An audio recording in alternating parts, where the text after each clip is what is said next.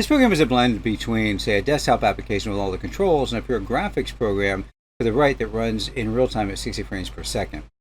This program also represents a larger type of application that we can write in Sagebox, representing more of a desktop application level program, because it is about 15 to 1800 lines long, which means it's kind of a real development effort as opposed to some of the smaller examples with Sagebox. The high resolution outline of the metaball structure that you see here is created using the marching square algorithm in a pixel image that is only 120 by 80, which is 1/100th of the screen size that you're seeing here. And that's the beauty of the marching squares algorithm. By turning on the grid display, we can see effectively how big the pixels are that we're working with. And when I move it to a 40 by 40 grid, we have even less information to work with, about 1/1600th of the actual image size. But we can also turn on some display so we can see what's going on inside of the metaball structure, which is why this is a Marching Squares Explorer, where we can zoom in, as you see here, and can inspect what's going on inside of the metaball structure at a much higher magnification in our zoom window. Before I show some Sagebox code that creates all of this, let's explore it with the Marching Square Explorer just a little bit. So this is the actual version of what we're seeing if we just take pixelated data and we don't interpolate. So when we use the Marching Squares algorithm, we get this red outline here. It's still not interpolated, but it's much better than the blocky image. So when we interpolate it, we have an image that is much closer, and we're only using 1/1600th of the data. In yellow is the exact curve, and when I go to a value of 10 by 10 for our grid size, it's exact. You can't even see the difference, even though it's using 1/100th of the sampling size of the actual curve it's interpolating. So let's go ahead and look at some Sagebox code here. So if we go to the GitHub page and we go into the example sections, we have the Marching Squares Realtime that gives us some information about it. So let's go ahead and load it in VS Code. So this is the function called init controls. I accidentally cut off the name of it.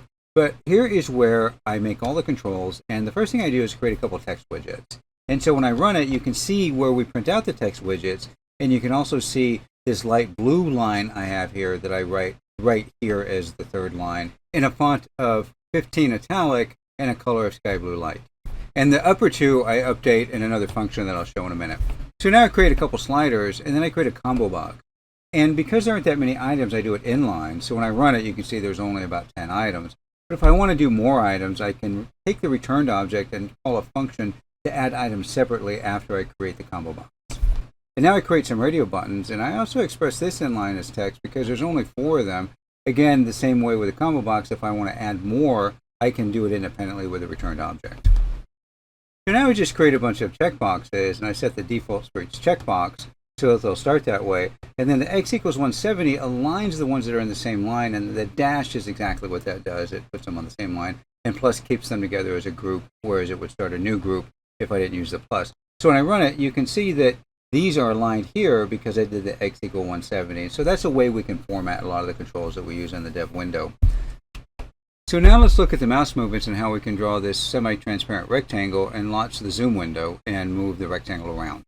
But first I mentioned that I'd show how we print out to the text widgets I created. So in this function called print window, that's exactly what we do. So every time something changes, you can see that as I change the grid size, it updates these upper 2 text widgets. And this is the function that does it with a couple of Sagebox write commands. So this function here, process win controls, really looks at the mouse input to see if anything's going on and transfers it to the zoom window, and I'll show that in a minute. And below this, we have the function get control values, and what that does is it reads all of the controls, the sliders, the checkboxes, the radio buttons, and everything, and then makes any changes it needs to. And you can see it's really just about 25 lines of code or so. So it's pretty discrete, actually, considering all of the work that it does. So this function is in the zoom window called handle mouse move, and it gets called by the main function when we see mouse movement so it can process what it wants to do with the zoom window. And as you can see, there are 3 functions that it calls depending on its state, looking for the mouse movements, whether the window's open or not open and that sort of thing. And so if we look at the control code for this, that look at all the events and figure out what to do with the mouse, it's only about 50 or 60 lines of code. And if we move above that, this is just all the drawing code to draw the zoom window. So that's basically the overview of the Marching Squares demo that runs in real time at 60 frames per second. As mentioned, it represents kind of a larger program that's about 15 to 1800 lines long, and it also mixes the idea of desktop and real-time graphics at the same time, which can be used for a lot of purposes.